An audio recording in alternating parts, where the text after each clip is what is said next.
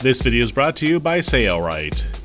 We're going to show you how to transform your faded patio umbrella fabric into a true Sunbrella fabric umbrella. This is an easy sewing project that can be done by just about anyone with a sewing machine. The problem with most umbrellas that are purchased at a department store is that they're made from an inferior polyester or nylon fabric. That fabric will fade quickly and even rot. If you want your umbrella to last, you must use Sunbrella fabric. All other fabrics are far less inferior. Sunbrella fabric is 100% solution dyed fabric. It is extremely UV resistant and it will not rot. Angela from the Sailrite Loft is going to show us how to build a patio umbrella. First, we need to take some measurements with the old umbrella on the frame. Measure from the ferrule all the way to the side where the rib is inserted in a pocket. It's 56 inches and we'll write that down on paper. Now count the number of gores. Our umbrella has 8 gores, or 8 panels. From this angle we only see 3, but there are 8.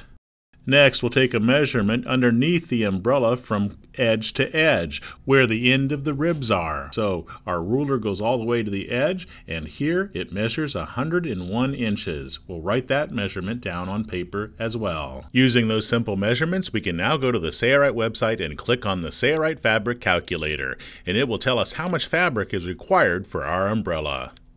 Notice that the Sailrite Fabric Calculator will figure multiple type projects. We want to find the umbrella button or the image of the umbrella and click it. All we need to do is enter the measurements we took in the appropriate fields.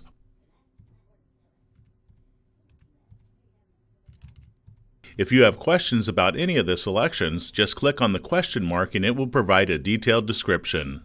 Now just click on the Calculator button and it will immediately tell you how many yards are required for your umbrella. And it will provide you with a cut panel rendering drawing so you can see how best each of the Gore panels will lay on the fabric for better cloth usage. It also includes for the vent fly, shown here as a circle. Yeah, it's that easy thanks to Sailrite's Fabric Calculator by Jim Grant. Now all we need to do is go to Sailrite and order the fabric that's required. We're going to type in the Sunbrella furniture fabric that we've chosen, which is a Tuscan color, and click on the search button. That'll pull up a marine grade and a furniture fabric grade. We want to pick the furniture fabric grade. You can read about the description and even watch a close-up video of the fabric down below there. Now we need to enter 7 yards for our umbrella, and we'll add it to the cart. Notice the price drops in the cart. Very nice. Many Sunbrella fabrics do that on the Sailrite website. To make patterning easier, we're going to remove the umbrella from the frame structure. We'll need to pull out each one of the ribs from the pocket on this old umbrella fabric. To remove the umbrella fabric completely, you need to unscrew the ferrule at the top, which is the end cap. As it rolls along the table, we can now remove the fabric from the frame.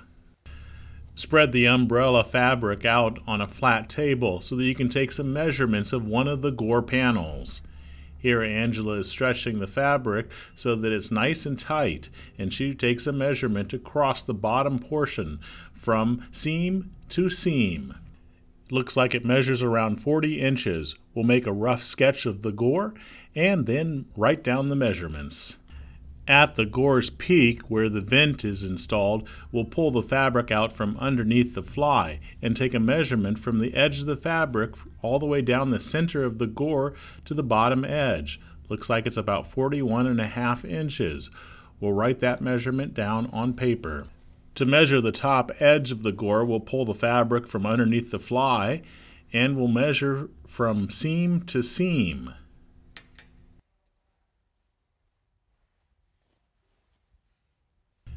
Looks like it's about 6.5 inches. We'll write those measurements down on paper as well.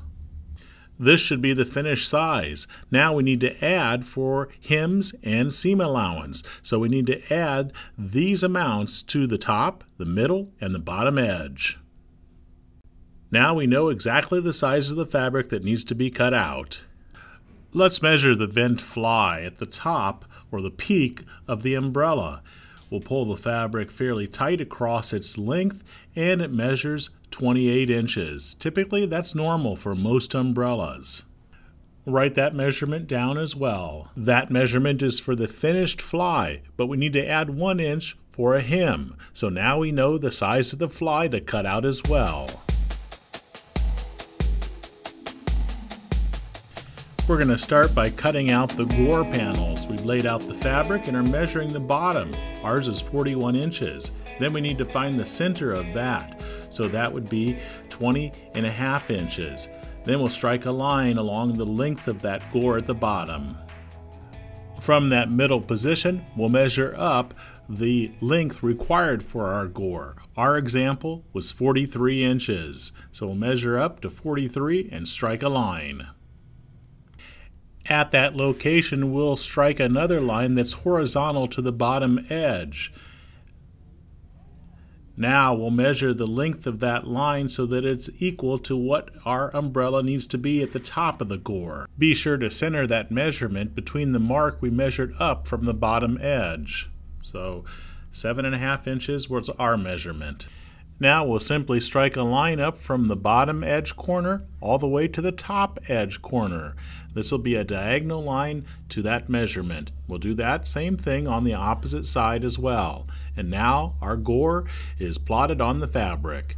For your information, we are using a soapstone pencil. Nice thing about a soapstone pencil is if you don't want the marks where they are, they wash off easily with water. You could just use a standard pencil as well. Now we're using the Sailrite Edge hot knife to cut out the Gore. We definitely recommend using a hot knife, which helps to seal the edge of the Sunbrella fabric. If you don't use a hot knife, it will unravel. To save on fabric, you'll notice that Angela flips the panel so she can nest them nicely. And now all she needs to do is trace around this panel.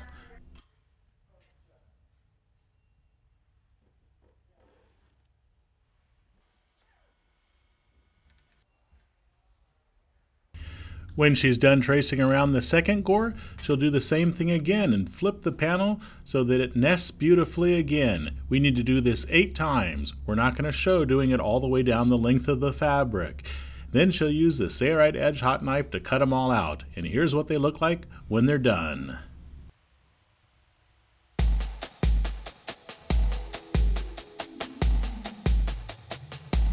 In preparation for sewing, Angela's going to gather all of the 8 Gores for our umbrella. Then she's going to take it to the sewing machine, and she's going to use the 5.5 inch deluxe magnetic guide here so that she can keep her stitch at a constant position that's a 1/2 inch away from the raw edge of the fabric. So we'll use that magnetic guide as a table saw fence would be used. She's laid 2 panels on top of themselves. If the fabric had a right side and a wrong side, the outside or right side would be facing each other. This Sunbrella furniture fabric or upholstery fabric does not have a right side or a wrong side. Notice at the beginning she did some reversing to lock the stitch in place, and then she carefully lines up the sides or the edges of the fabric and sews all the way down their length to the bottom edge. When she gets to the bottom edge, she'll do some reversing there as well to lock the stitch in place. Now she'll take those panels, 2 of them that have been sewn together, and unfold them so that the outside panel is laying on top of the next panel. She'll grab the 3rd panel now, and she'll flip it so that she can sew those 2 portions together. So she flips it, and then she'll sew a 1/2 inch from the raw edge there as well. Following that same procedure. She'll repeat this process yet again. We'll show it one more time. Unfold the panel, lay it on top of the 4th panel, lining up the edges, flip it, and then sew it together. It's that easy. We're going to skip ahead to the last panel. This is the 8th and final panel. Same procedure. We're not going to show the sewing of this last panel, but here it is all sewn together. Now 8 panels are sewn together. Now all we need to do is join the 8th panel with the 1st panel. To do that, notice that she lays the panels so the outside surfaces are facing each other. lines up the raw edge, and then she'll sew those together as well. For your information, we're using the Sayrite 111 sewing machine with the MCSER power system. Wonderful sewing machine, great slow speed control, and extreme amounts of power. Now all 8 panels are sewn together. Now she's going to work with the vent at the top. She's laid it so that it's fairly flat, and now she's going to use double-sided tape and baste around the outer edge. She'll create a single hem here. You could create a double hem if you'd like as well, but we've calculated for a single hem. Since the edges of the fabric have been cut with the hot knife, the Sayrite Edge hot knife, they will not unravel, so a single hem is acceptable.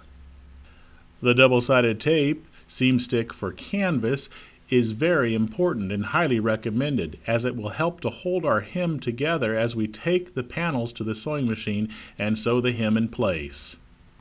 Now she'll peel off the transfer paper of the double-sided tape, revealing the glue, and then she'll create her single hem, approximately a 1-inch hem, all around the edge of the vent opening.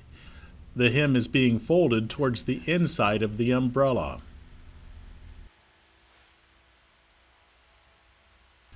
Once that's done, we can now take it to the sewing machine and we'll sew around the vent, securing that hem in place. We did some reversing at the beginning and we'll sew all around its perimeter. When we get to the beginning point again, we'll do some reversing there as well to lock the stitch in place.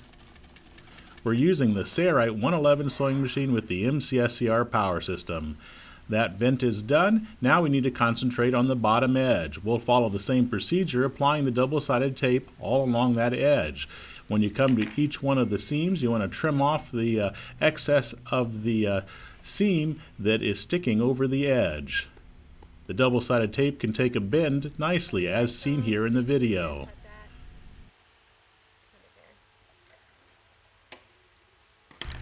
Once the basting tape is applied all around the perimeter, we'll create a single hem all around that perimeter. When you get to any of the seams, you'll have to create a fold in the seam to make it look nice. That's completely acceptable.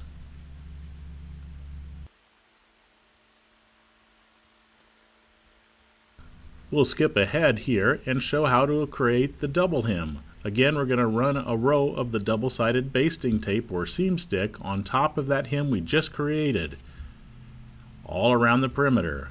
When that's done, we'll again fold the material back on top of itself to create a double hem, as shown here.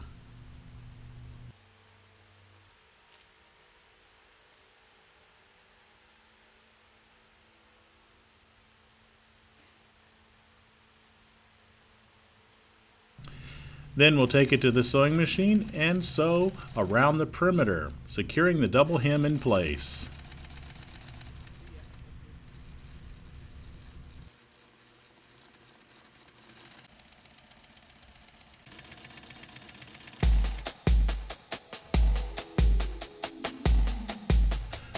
We'll now need to create pockets for our ribs. These pockets are 3 inches wide and 4 inches long. We've made 8 of these rectangles and are now ready to cut them out with the Sayrite Edge hot knife. You'll notice that when we're using the Sayrite Edge hot knife, we're using a metal ruler to help prevent damage to the tabletop below. Using a hot knife is highly recommended to keep the fabric from unraveling. If you don't have this professional Sayrite Edge hot knife, you could use a wood burning tool or a soldering gun. On the 3-inch side, we'll create a 1/2-inch hem and sew it in place. To speed up time, we're just going to place the next patch directly under this without lifting the foot of the sewing machine and continue to sew. This is a production shortcut, and we'll sew all of the patches or pockets that are required for our umbrella.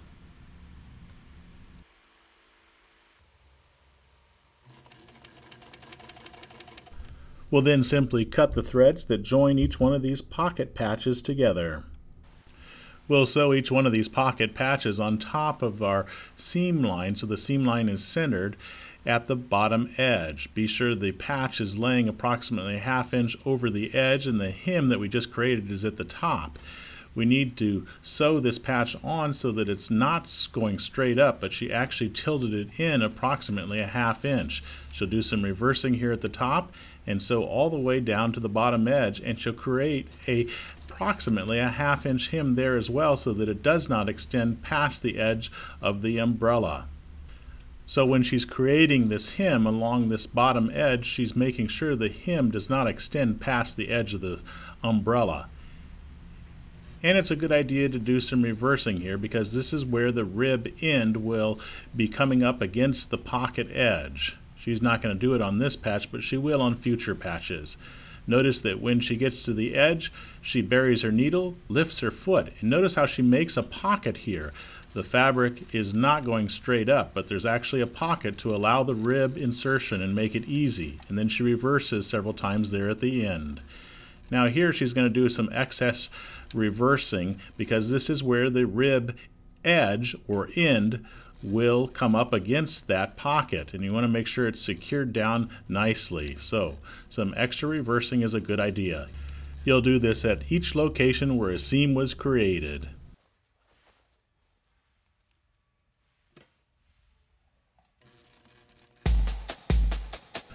To create the vent fly, we're going to use some scrap Sunbrella material that was left over. Then we're going to use a yardstick. We're going to find our measurement. For us, it was 29 inches. We're going to find the center location of 29, mark it on the fabric, and then mark the edges to 29 inches for our diameter. Then at that center location, we'll move the yardstick so that we can create our circle. We'll keep marking all the way around so that we can draw a nice circle on the scrap fabric.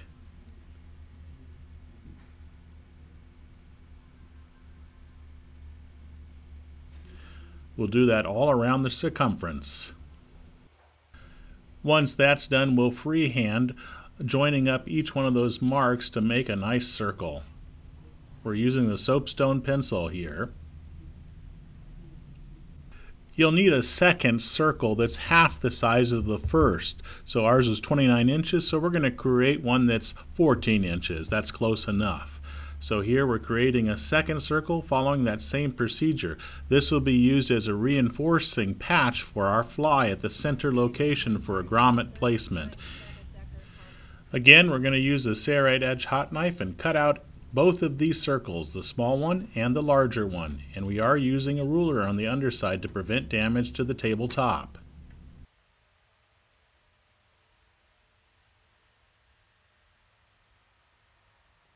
These circles are typically not round, they're actually octagons. To create an octagon, we're going to fold the circle in half and then fold it again into quarters, and then one more time.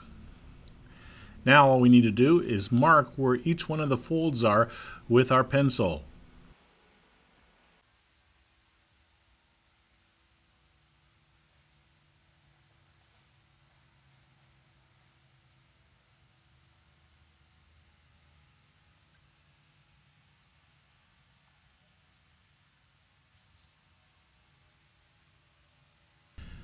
Now when we unfold the circle, we can easily place straight lines to each one of those marks, and that will create our octagon. We've done it here with the large circle, and we'll also do it with a small circle following that same procedure. We're not going to show this. Now we can take our hot knife and cut across each one of those lines that we struck down on our circle, creating the octagon. We'll do that for the small circle and also the large circle. Once that's done, we'll find the center of the large circle and place the small circle directly on top of the center location so that the octagon sides are facing each other, directly across from each other. We'll sew the small circle onto the large circle. We'll keep the stitch approximately an 1/8 inch from the raw edge of the fabric. You notice that when she turns a corner, she buries her needle, she lifts her foot, she lowers her foot, and continues to sew. Now, around the outside edge of the large circle, we're going to create approximately a 1/2 inch hem. So she's going to fold the material over by hand and sew it as she folds. You could also use the double-sided tape to pre-baste everything in place.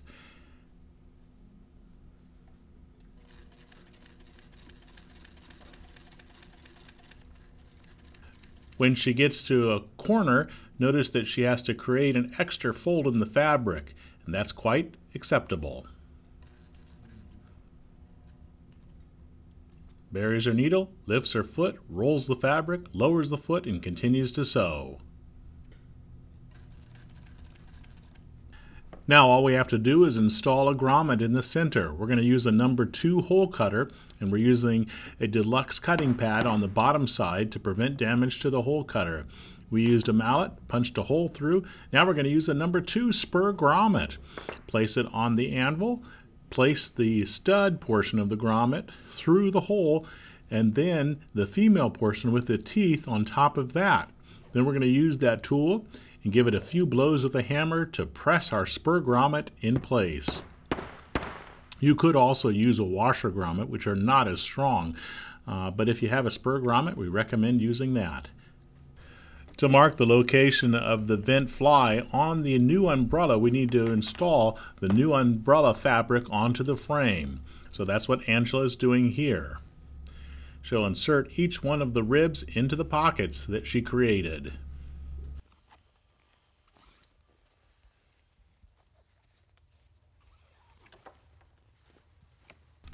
Then she'll open up the umbrella.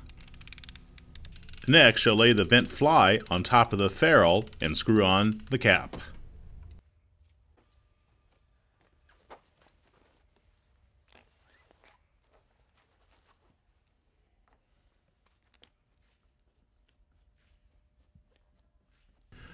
Pull the edges of the fly so that the corner of the octagon matches up with the seam line. Then move it up approximately a 1/2 inch and mark the location with a pencil.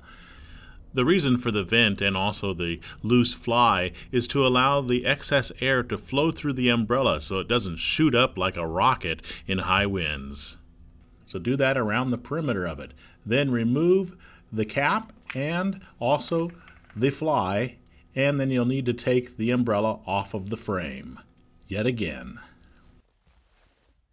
She'll now sew the fly onto the umbrella. She's going to make sure the seam is laying nice and flat, and then each one of those locations where she placed a mark, she's going to sew the corner of the fly there, reversing a few times to lock the stitch in place. She'll only sew the corner, so approximately a 1/2 inch to 1 inch stitch here is all that's required. Then she'll move on to the next corner of the fly, securing it over top of the seam of the umbrella, following that same procedure. Let's move on.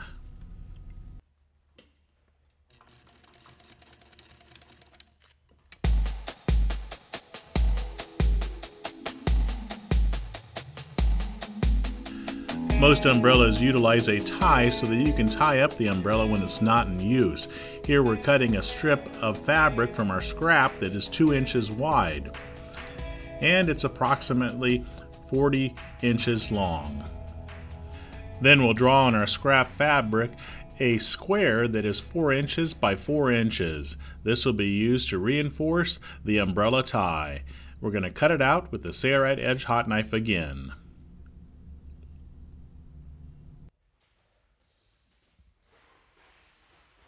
Next, we'll use double-sided tape down both long legs of the 2-inch strip of fabric. Peel off the transfer paper and create approximately a 1/2 inch hem on both edges.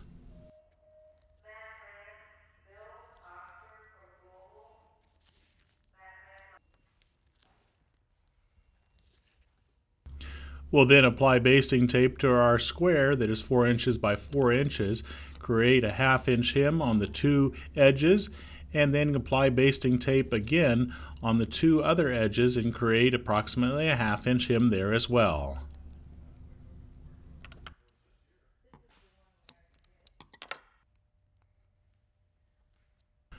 We'll then take our long strip of fabric that's been folded on the 2 sides and yet folded a second time.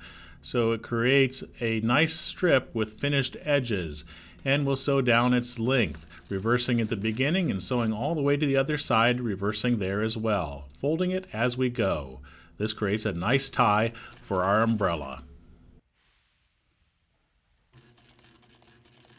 We'll find a gore on our umbrella and lay it down flat and measure up approximately 10 inches. That's the location where we will secure the patch and the tie. So 10 inches up from the bottom edge, and be sure that it's centered. Take it to the sewing machine and sew around the perimeter of that patch.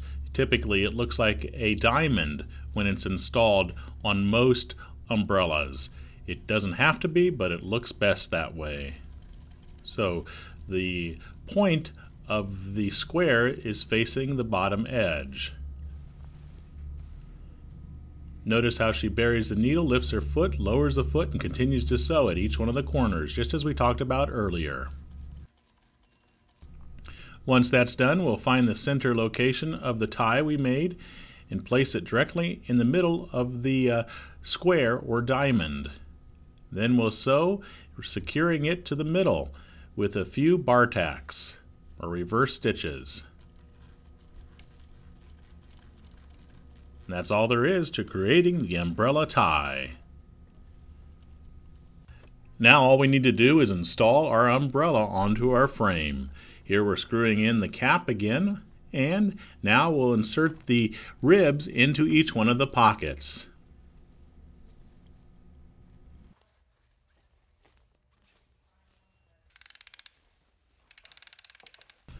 The materials list is coming up next. You'll find a lot of different colors of Sunbrella fabric at Required.com, so be sure to visit that. And look at our umbrella. She looks wonderful. And you notice how the vent works? This will allow the airflow to flow through the top of the umbrella so it doesn't fly away. We've now transformed this polyester fabric that faded greatly to a Sunbrella fabric that is very, very fade resistant. It makes a big difference to use the right fabric. Here's the materials list and the tools that were used to build this patio umbrella. Be sure to go to the Required website and click on the Required fabric calculator to figure how much fabric is required for your umbrella. As you can see in this video, it's not too difficult to sew up your own patio umbrella. The difficult part is usually determining how much fabric is required, but with Required's fabric calculator, that's no longer true. For more free videos like this, be sure to check out the Required website or subscribe to the Required YouTube channel today. It's your loyal patronage to Required that makes these free videos possible. Thanks for your support.